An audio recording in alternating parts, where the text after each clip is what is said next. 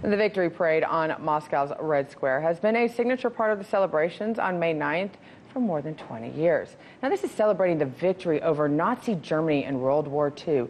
And the parade and the March of the Immortal Regiment is watched by millions and attended by foreign leaders and combat veterans.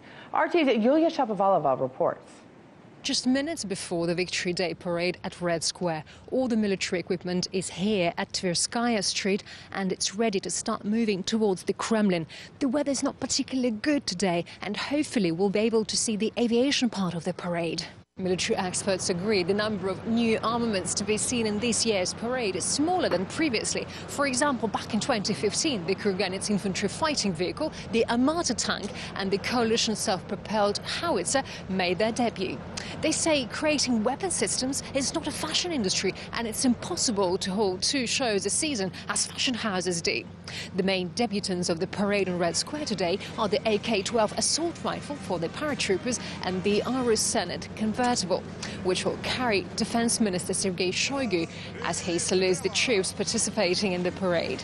It's intended to replace the old Zil model from the Soviet period. The first official passenger of the limousine was Russian President Vladimir Putin, who rode in one to his inauguration ceremony in May 2018. Military equipment always appears on Red Square after the marching soldiers. The vehicles move rather slowly at about a speed of 10 to 15 kilometers per hour. Traditionally, the legendary T-34 tank carrying the Red Banner, which was the Red Army's main battle tank during World War II, precedes the columns of modern vehicles now.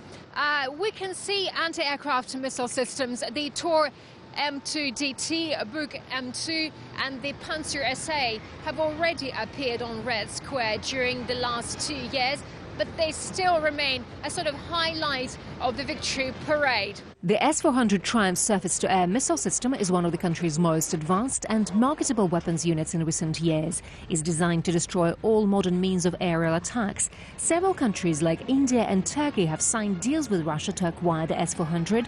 China, Saudi Arabia and Qatar have also shown interest. Its predecessor, the S-300, was sent to Syria last year.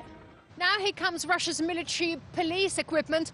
There are armoured vehicles Tiger M, Ural Patrol, Typhoon K and Typhoon U. And now you can see the Yars rocket system. It's a mobile ground missile system which carries the RS-24 intercontinental ballistic missile.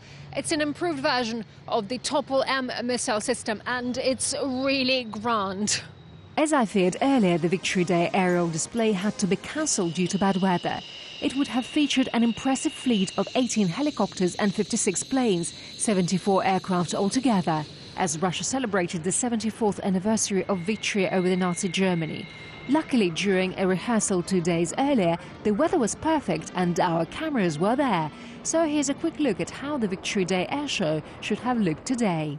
Traditionally, the air component is headed by the world's largest helicopter, the Mi-26. Its nickname is Cow. It's designed to perform a variety of tasks, including transportation, evacuation and firefighting, and can lift the heaviest cargo of any helicopter. It's flying surrounded by the Mi-8 helicopters. Next, there are military transport aircraft, bombers, fighters and attack aircraft.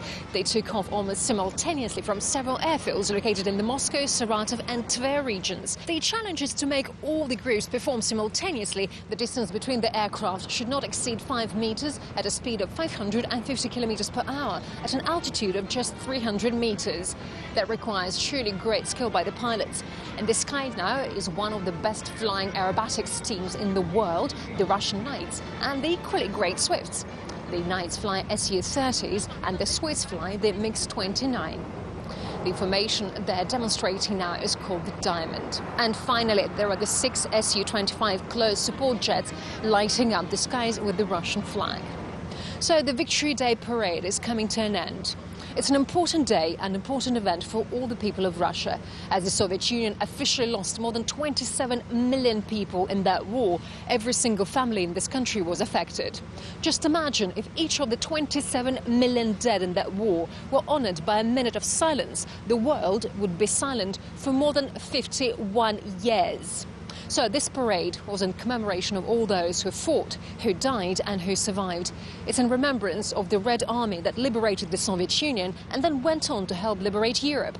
And it's about expressing gratitude to the shrinking number of veterans of that war who still remain with us. Yulia Shapovalova, RT.